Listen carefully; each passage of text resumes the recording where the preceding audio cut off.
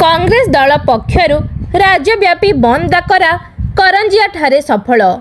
बालेश्वर फकीरमोहन स्वयं शासित महाविद्यालय छात्री स्वर्गत सौम्याश्री बिसी दुखद आत्मदाह मृत्यु घटना संश्लिष्ट थिबा समस्त अभियुक्त मानक विरोध में उपयुक्त कार्यानुष्ठान सह तांकु न्याय देबाकू आज कांग्रेस दल और राज्यर अन्य 7टी दलक मिलित बंद डाकरा करंजिया ठारे सफल होईछि।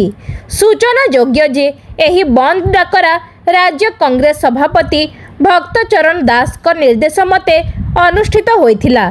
पश्चिम मयूरभंज जिला कांग्रेस कमिटी सभापति भुवन बिहारी साहू नेतृत्व में राज्य संपादक लक्ष्मीधर सिंह, एमडी जाकिर हुसैन, घनश्याम महंत, चंद्रकुमार शुभेन्दु दास, गोलाप मंजरी सोरेन, एसके हमीद राजा, राहुल सिन्हा, लाइन सिंह, छोटराय नायक, कौशल्या नायक, पिंकिल नायक, जयंती संखियाल, सुलोचना नायक, विकी शर्मा, धरणीधर महंत, शिव महंतों सह बहु कर्मकर्ता और कर्मी द्वारा एही बंद अनुष्ठित होइथिला।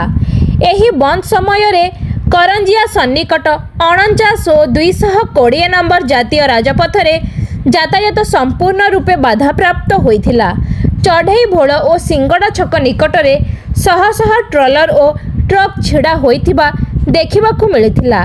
सेहीपरि करंजिया सहर रे बस और अन्यान्य जानवाहन चलाचल बाधाप्राप्त होइथिला एवं यात्री माने यातायात बाधाप्राप्त हेबारु निजर असंतोष जाहिर करिथिले।